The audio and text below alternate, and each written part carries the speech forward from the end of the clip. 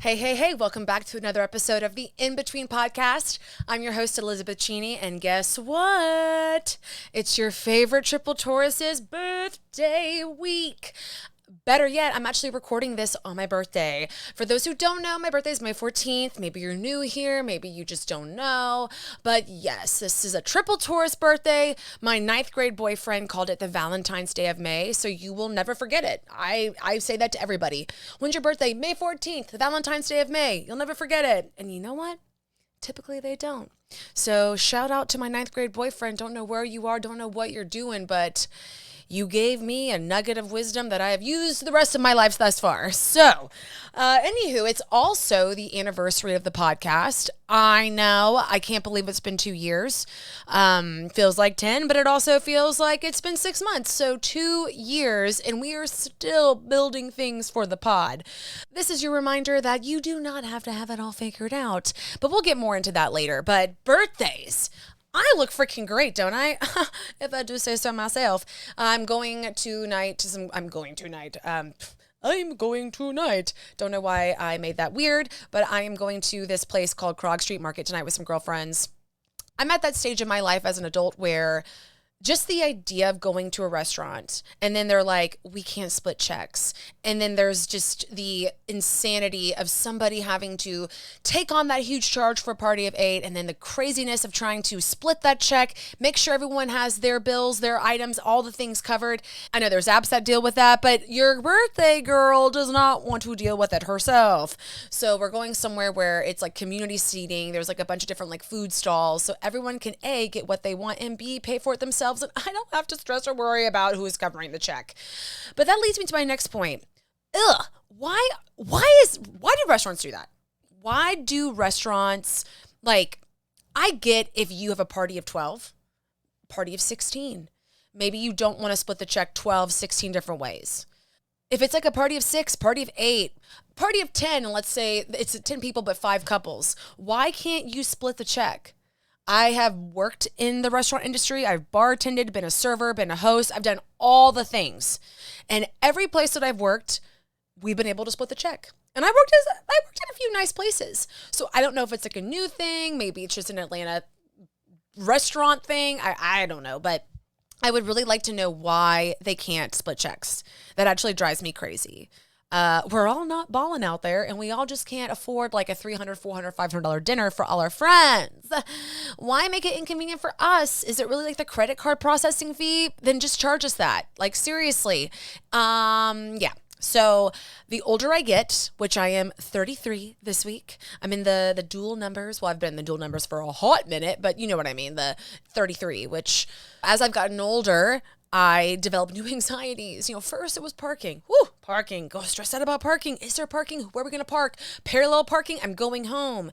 And as we have creeped up into our 30s, we have new quirks about us. And this year's new quirk is split checks. So tune in for next year to see what new anxieties as a millennial this girl has. All jokes aside, I do still feel like restaurants, need to get their shit together and not be so rude about that, if you hear what I'm saying, because it's just like inconvenient to me. Inconvenient. We are tired of inconvenience. Okay, but anyways, 33-year-old geriatric millennial rant. There we go. Like my nails, aren't they so cute? Yeah, I'm on one today. It's because I look so cute, and I feel like I haven't looked cute for the podcast in I don't even know how long. Several months. I feel like it's been a minute, maybe March on my women's and wellness series. So anyways, she's here and she's, I had nothing. I was like, rhymes with here. She will appear, but she's already appeared because she's on the podcast, and now we're talking about ourselves in third person. So we're just going to end that there. But excited about tonight. And this weekend, Stan and I are having a little mountain getaway. We're going to Blue Ridge. For those familiar, it's like in the North Georgia mountains. What's on the agenda? Absolutely nothing. I just want to get away. And we're going to do some trip planning. We're going to do some organizing of the adulting gesture, if you will, trying to really own this whole adult life I'm supposed to be living. I'm talking a shared calendar. And for those who already have one, you're probably cringing because you probably already know how much it saved your life. And quite possibly your marriage. And for those who are not on the shared calendar yet, stay tuned. I'll let you know how it goes. But this is my attempt to hopefully keep my husband up to speed on what the hell is going on in our life, because it's not like he actually listens to me to hear that when I tell him what we're doing. But more like womp, womp, womp, womp. But I want to be in nature. Maybe that's the Taurus, the earth sign in me. You know, my favorite thing to say is I'm a triple Taurus, even though I don't know what that means. Maybe I'll read about astrology this weekend. I don't know. I have so many options. The world is my oyster. I cannot wait. But I do know there will be a hike. But that's all she wrote. That's all she wrote. The one thing that's making me sad this year is obviously Luna not being present, not being here. But, you know, one thing that's been grounding me through all of that is reminding myself, like, what I believe spiritually is when we die, our souls, like, that's energy that goes back into the universe. And if that's what I believe spiritually, then she is with me. Like, maybe not physically, but her energy, her spirit is with me. And here lately, I've been using that to ground me. I've been really missing her lately. Been pretty sad about it, not gonna lie. Probably because the weather is nicer. Everyone is out walking their dog, and then half of those people have Australian Shepherds, I feel like. But I still love seeing them, if I'm being completely honest. And also, I just miss my girl. Like, she was so much more than just a dog to me. So, not trying to get all super sad. It's my birthday week, but just I have to, I have to give the acknowledgement where it's due. I miss my girl. I love her so much. So yeah, maybe we'll have a little moment in her memory this weekend, because she was always like, I don't know, the past few years I've always done something outdoorsy, whether it was hiking, camping, and she was always right there next to me. So it's going to be hard. It's going to be hard this year. But in other news, let's see what else is going on around the internet, around my life. I feel like last time it was just a solo podcast. I gave you all the updates. I can come back and say that my life is not near as crazy as it was, coming off of in the last solo session podcast episode. But I feel like I'm still playing catch up, if that makes sense. However, I am still crushing my to-do list. I'm very proud of myself. I'm doing this whole thing of like, Liz, you're a grown-up. You can do it. Liz, who says you can't? Liz, you can do all the things. Working on that, what's it called? Inner narrative. And it's been helping. And I don't want to say it's like helping me get things done, because I'm getting things done, but it's like helping the anxiety of managing the to-do list, task list, workload, so to speak. So that's been great. I did think, well, how do I say this? I did uncover something new about myself. Haven't talked about in therapy yet, and who knows if the podcast is the right place to trauma dump, but you know what? It's my podcast, so I'm going to do what I want to do. You hear me? You hear me? But I was, funny enough, on the last therapy session I had with my therapist, I almost said on the podcast, LOL. But my last therapy session with my therapist, I was telling her, not necessarily in a joking way, but I was like, what is my childhood trauma? I mean, that was a very bold statement to say. Of course, I am aware of some things. Hello, daddy issues. But there's other things. There's like, where did this anxiety come from? Why am I so paranoid? Which that has chilled out significantly as I've gotten older. But growing up, and definitely like in my early 20s, it was pretty bad, the paranoia. But anyways, talking to my therapist, I was like, yeah, what is my childhood trauma? Like, what is the inner child? What do I need to heal? And because I know it's there. And it's not that I'm trying to say I had a horrible childhood. No, not at all. Maybe it's because of all the self-work I've done on myself. And I'm always like checking the system, like, chick. How we doing, Liz? Do we need to fine tune that? Ooh, there's some unnecessary anxiety that's spewing from this module. What's going on with that? You know what I mean? So on that note, I've noticed there's this anxiety with friends, with people, and I've always had it. And it's not so much people pleasing. That's what I thought it was at first, but it's not. And I did a little soul searching, a little journaling, and I will vet this with my therapist next time. But I think there is some kind of trauma driving my anxiety and need to be accepted by society. Whoa. Yes, this is me self-diagnosing myself. And I don't even know if self-diagnosing is the right term, because it's not like needing to be accepted by society is a natural mental health like illness or symptom. But it hit it turned on a light bulb in my brain. It is different than people pleasing, and I haven't done any research on this because I do not want to go down the rabbit hole. I want to talk to my therapist about this, but it just got me thinking, oh, that might explain my anxiety when I feel like I've messed up, like embarrassed myself or did not act accordingly in society. It also explains this anxiety of not feeling like I am set up to be successful in society. I feel like I'm constantly having to learn things, feeling like maybe I didn't have the right education growing up to prepare me for the real world, all of the things.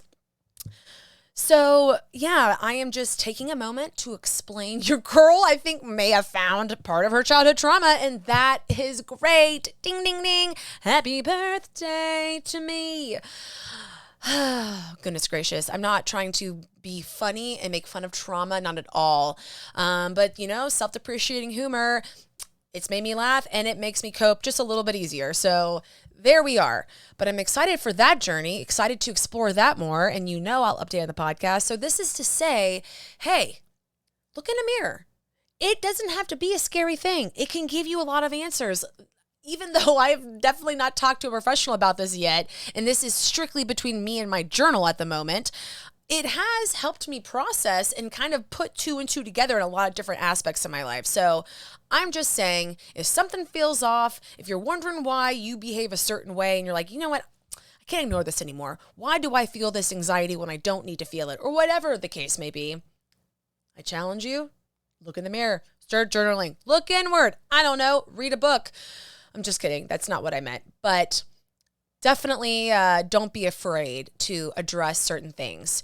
I saw this quote today that was like, it's not your fault the trauma happened to you, but it is your responsibility to heal from it. And that is annoying. That is frustrating. The reason why it is your responsibility, because once you've adapted or gotten to that self-awareness of, oh, there's that trauma. Oh, this is why I am the way I am. Oh, this is why I do the things that I do. This is why I think the way that I think. You are going to have to do the work to unpack that, to right the wrong, so to speak, to rewire your brain, whatever the case may be, whether it's the love you were shown as a child, whether it was, like in my case, I had a pretty lonely childhood. I don't mean that as necessarily sad as it sounds, but I was an only child. There weren't many kids in my neighborhood at all. I had my cousins, which I love very much, but it was just me, and they weren't around all the time. And I was taking care of my Nana and my Papa for most of the day because my mom had to work. So I was around old people, love them, but it is what it is. Like they were like 60 and I was like 6. There's a big age gap there. And I felt very lonely. And I think the need to feel accepted by society is fueled by that loneliness from my adolescence. But anyways, we're turning this into a therapy session. This is supposed to be my birthday episode. But anyways, unpack that trauma. You will be so relieved to know the freedom that comes on the other side of that. One of my new favorite phrases to say is knowledge is freedom. Now, knowledge can be power, sure. Knowledge, you have to be careful with it. You have to be in the right space to receive the knowledge. But if you are in the right headspace and able to take it as it is and then digest it later or whatever the case may be. I mean, I know knowledge is power to a certain extent, but what I mean by this is if you are in a place to receive your truth, you've been working on yourself. Like for me, it's like meeting new depths of my personality, of my soul, so to speak. I don't think personality is the right word there. I think soul is probably better. Why I am the way that I am. That's where the knowledge is freedom. I talk about the ADHD lessons I've learned so much, all the different quirks and things that I have judged myself on so much. And then I'm like, oh, that's an ADHD thing. And then it completely changes the perspective. It completely changes my perception of myself.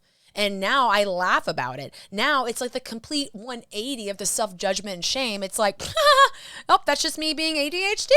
And then I move on with my day. And then I actually make progress and overcome it and work on it. So I'm just saying, I just want everyone to be free of their own tethers, their own anchors, their own weights, so to speak.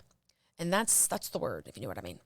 But let's see what else is new, what other updates, what is going on. Dua Lipa released a new album. I've been jamming out to Dua Lipa, and I love her new album. I love Dua Lipa. She's so cool. She's talented. She's got a great voice. I love the lyrics. All the songs are like disco funk, groovy. I love it. It just makes, it's like funk. It's funky. I'm not saying it's like OG funk, so please don't come at me, but I'm just saying her vibe is cool and I'm into it, and she's like sexy. So not that that makes it for me, but that's just like a bonus point. You know what I mean? Love me some Dua Lipa. I've been listening to Radical Optimism nonstop. Even Stan likes it. So that's a current win. That and uncovering your childhood trauma, or at least one part of it.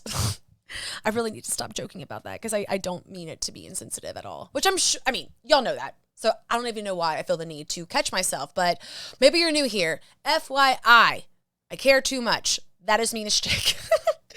Let's see what else. Around the webs. So I saw this, like, not headline, but it was a bullet point in a newsletter that I receive every day.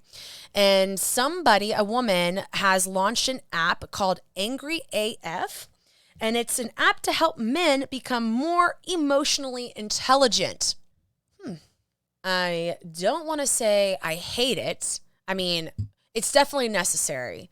But I'm like, how about we just teach men emotional maturity, emotional control, emotions? Not everything has to be happy and angry. There is this thing called sadness, and that's got many, many layers to it. Even happy has many, many layers to it.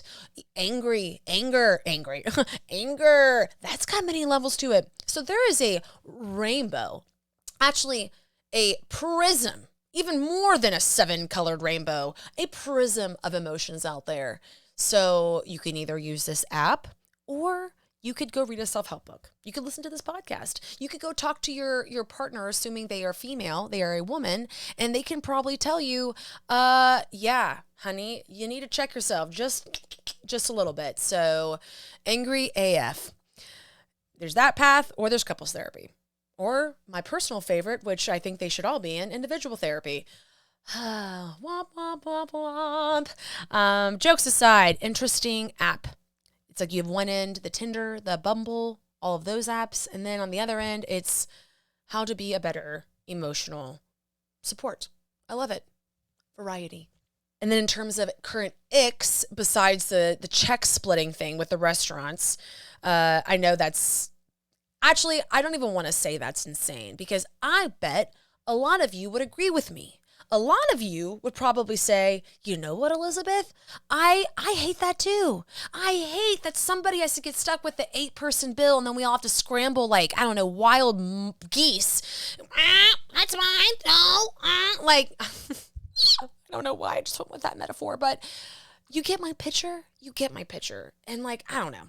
Until we're all balling out and this podcast is huge and I have ads galore, all the things, I'm going to be stressed out about it.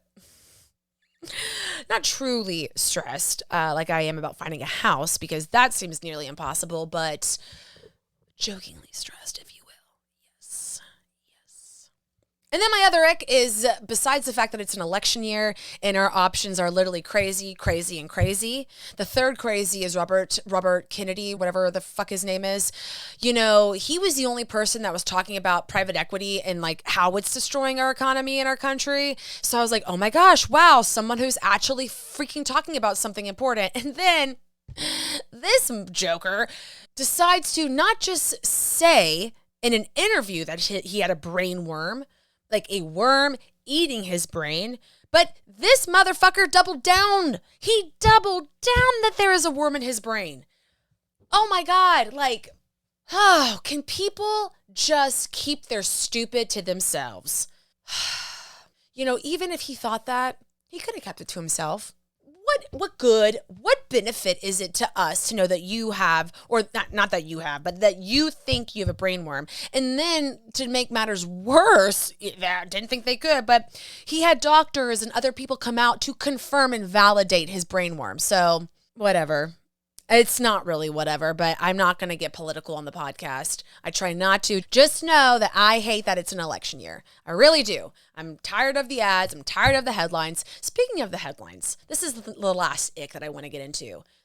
I feel like I'm having whiplash, deja vu, a combination of the two with current headlines when it comes to our economy, the job market, all of the things. Oh, we're not going into a recession. Oh, we're going into a recession. Oh, the job market's doing great. Oh, the job market's not doing great. Bah, boo, bee, bah.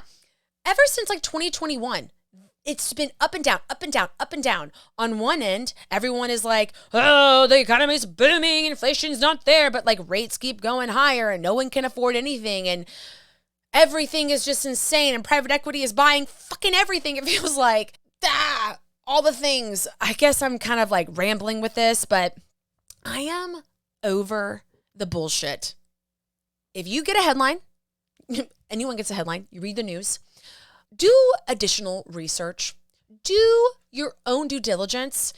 I'm not saying that you can't believe any news article out there, but it's at the point now where I do feel like I have to actually research, vet every single thing that I read. And if not because they were kind of misleading, but they only provide vague additional information to whatever they're talking about. So that is really frustrating. And then I know like you have your right media, your left media, but to be honest, both sides suck. Both of them suck. I want the middle media. I want to know the truth. I don't want to know, oh, Biden's going to make taxes go up for everyone. No, he's not. Did you go and read the 2025 budget plan? He's going to raise taxes for corporations and people who make a shit ton of money, like millions of dollars. I, for one, do not make that kind of money. The big tax hikes really start like at the either 950,000 income a year. So again, this bitch said she wasn't going to get political, and here she is. All I'm saying is the economy doing well? I don't fucking know. Personally, I don't think so. I think everything is damn expensive. I think we have a major problem with private equity, and our debt just keeps going up, and that's terrifying. But it's okay. It's all good. As of right now, women still have some level of rights. It's definitely getting doom and gloom out there, but it's fine. I mean, it's fine. I'm over here just trying to unpack my childhood trauma. Who cares about the economy? Who cares about women's rights? Who cares about the future of this country? Sorry, guys. Okay, you know what? I get one free pass since it's my birthday week. So yes, but my point still stands. Do your own research, please.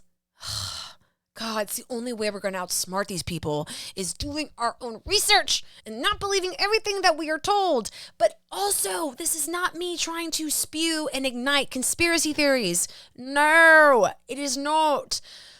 I'm just trying to, I don't know, have a soapbox without having an actual specific soapbox platform. That makes any sense? I don't even think so. But moving on. Sick of the headlines. The last little funny thing that I want to say, and I really hope I didn't talk about this on the last solo episode. I don't think I did because it's like a recent realization. But if I did, well, you're in for it twice. So I have talked about me and Stan going to Norway this year, like as our big international trip. And the amount of research that went into this decision was simply, hey, Google, when is the best time to see the Northern Lights in Norway? Google says November. Boom, we're going in November. That was the beginning and the end of my research before this decision was made. Now, no flights have been booked. No hotels have been booked. Nothing's been planned, but we've been marinating on this idea of going to Norway at the end of the month of November.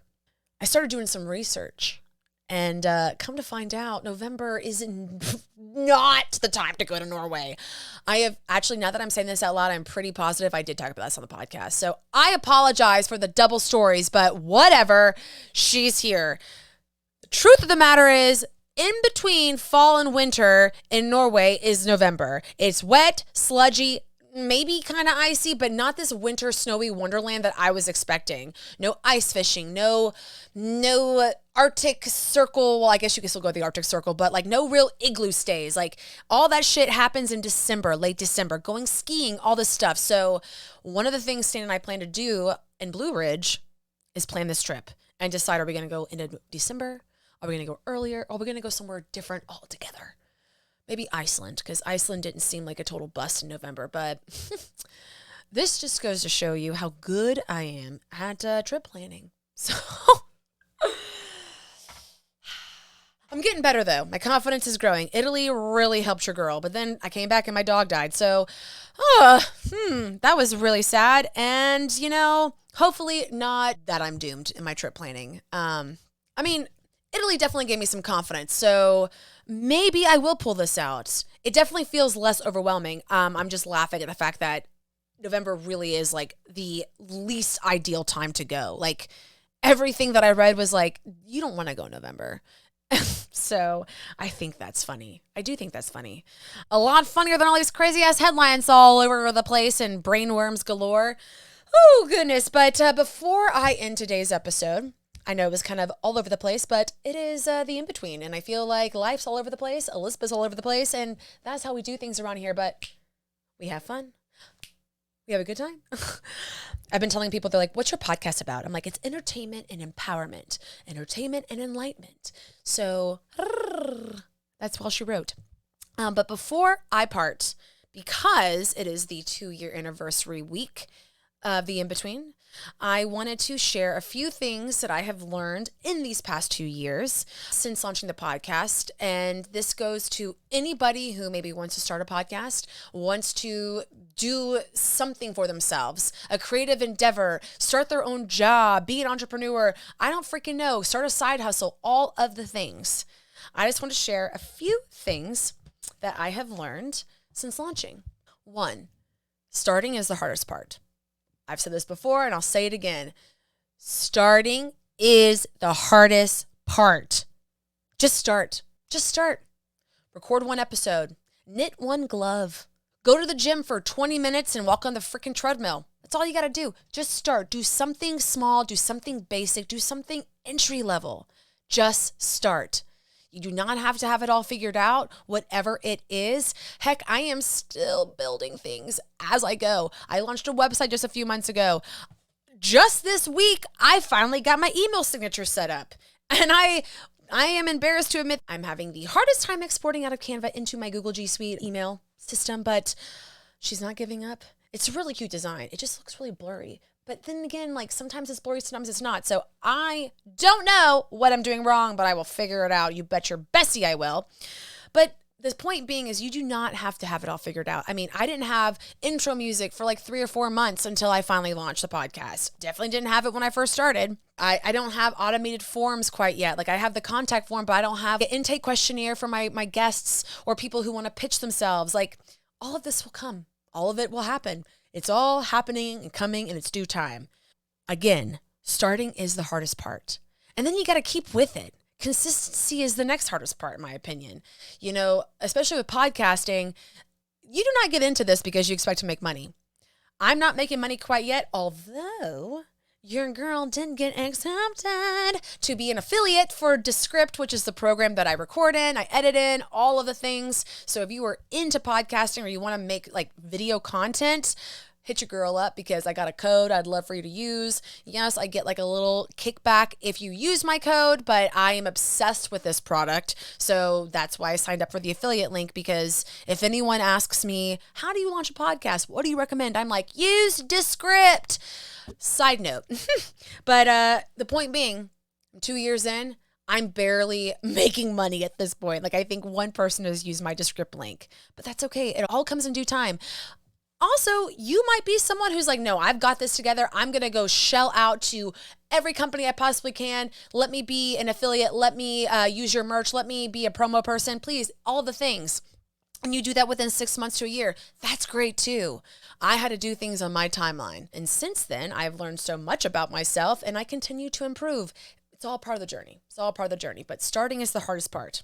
Another big thing that I've learned, and maybe it's not so much a lesson, but something that now as I reflect on the past 2 years, I'm so proud. And I'm so proud of myself with it. And it's something that the podcast enables. But this whole shtick, this podcast, this putting myself out on the internet. I know I'm a theater kid. I know I can pretty much talk to anybody. I haven't met a stranger yet. But it is unnerving to put yourself out there, especially back in the beginning.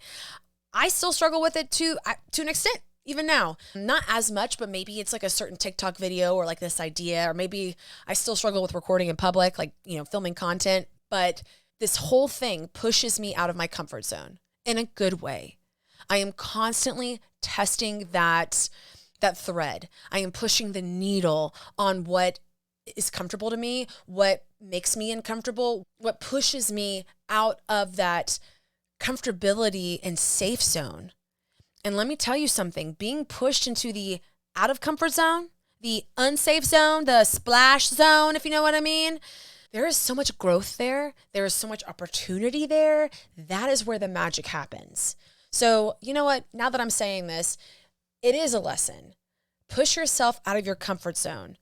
Do it. Just start and push yourself out of your comfort zone. By starting, you are by default pushing yourself out of your comfort zone. So you've already got that in the bag. And then just keep feeding that. Keep nurturing that. Keep pushing yourself out. And man, the confidence, the inner negative narrative where you're thinking people are judging you and thinking about you and you're worried about what people are thinking or saying, like none of that matters. And side note, they're not really saying shit. And if they are, it's more of a projection on them and not so much for you.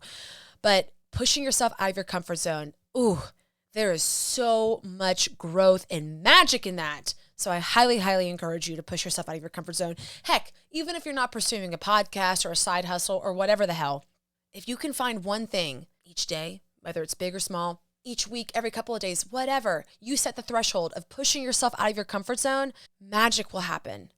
I promise you. It may not happen overnight, but the more and more, the more consistency. I will see you in due time, honey, after you tell me, damn girl, pushing myself out of my comfort zone, you were not kidding. As somebody who could not handle the unknown to save their life from all of my childhood and for most of my young adulthood, I would say this is something that I worked on after launching the podcast. Terrified of the unknown, the unplanned, the path less traveled. You want me to leave the box? Survey says, not on my watch. Ooh, let me tell you something. The unknown, I think that's the path that we all should be walking. I don't necessarily mean we all should start a podcast. No. But what makes us uncomfortable? What makes us a little nervous Nelly? Lean into that. Explore it. If simply put, just go, ponder it. Give it a little bit of brain space. I'm telling you, there is something to be said. So getting out of my comfort zone, leaning into the unknown. That's like a part 2A, 2B. Number 3, believing in myself. I didn't intend for this to play out the way that it is, but all of these points kind of connect to each other in a way. Doing this has fueled my confidence. I believe in myself. Self-love has always been there. Yes, self-love is a core value, a pillar of the in-between. I believe that anything that you set out in life can be accomplished as long as you love yourself. That's not to say that you can do it all by yourself. I'm just saying, like, you believe in yourself. It may be freaking hard. I don't know what you're trying to plan, what you're trying to do, but go after it. Pursue it. So the third thing that I've learned in this podcasting, in this 2-year journey, is my confidence has grown so much because I just started in the world and end up in fire, which leads me to leaning into the unknown, something that constantly pushes me out of my comfort zone and being confident and comfortable in that. Leap and the net will appear. Another one of my favorite quotes. The third point, the confidence and self-assurance I have in myself. The fact that I can self-validate and I don't need external validation. That's not to say that I don't occasionally text people and I'm like, yo, do I suck? Have you listened to the most recent episode? How did I do? Of course I do that because me, myself, and I need feedback. But what I mean is I don't need the constant validation that you are telling me I'm doing good. I believe in myself enough. I mean, shit, now I got people pitching me guests on the podcast. Maybe it's a previous guest and they're pitching me some badass friend they have, or I'm getting actual raw, organic people from the outside, from the World Wide Web saying, Elizabeth, this would be a great guest for your podcast. Look at where we are, and it's only been 2 years. So whatever ambition you have, whatever dream you want to chase, your girl is always going to encourage you to follow it, to lean into it, to embrace it, to believe in it, even when everything inside you says, not today, this is crazy, this is the unknown. Don't know why I had to give it an accent, but whatever. Point being, do it. Just do it. Just start. Leap and the net will appear. Lean into the unknown path. Get out of your comfort zone and grow in your confidence. I promise you, it is a hard journey. It is a humbling journey, but it is one that will fuel your passion more than you could think of. And that goes regardless if you are pursuing a side hustle, a creative job, whatever the case. Like, it could be a freaking hobby for all I know. Just lean into it. But yeah, that's about all she wrote. So I'm about to go. I'm going to go drink a little bubbles for my birthday, celebrate my birthday. And next week, I got my girl Taylor Hunton come on the podcast. Remember me a few weeks ago, a month ago or so, talking about I was on an Australian podcast? Well, Taylor is coming on the in-between, and that episode is scheduled for next week. And it's a very beautiful conversation. I got goosebumps several times throughout it, and she has got so many good nuggets of wisdom to share. So I'm so happy she gets to come on the podcast and y'all get to listen to her. So look out for that episode. And if you haven't done so already, please follow me on Instagram, in.betweenpod, and at @ElizabethCheney_, TikTok, The In-Between Podcast, and YouTube, The In-Between Podcast. And if you enjoyed this episode or you enjoyed the podcast, I would appreciate you leaving a rating, subscribe, follow wherever you listen to your podcasts, and better yet, share this with a friend, a lover, a sister, a brother, a coworker. Maybe you want to share it with your local dry cleaning lady. I love mine. She's incredible. So, hey, to each his own.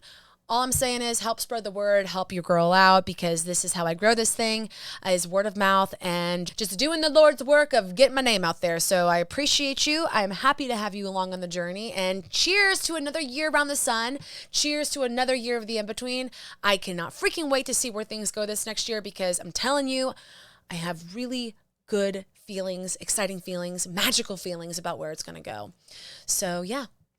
On that note, I will see you next week on an all-new In-Between. I'm Elizabeth. Bye!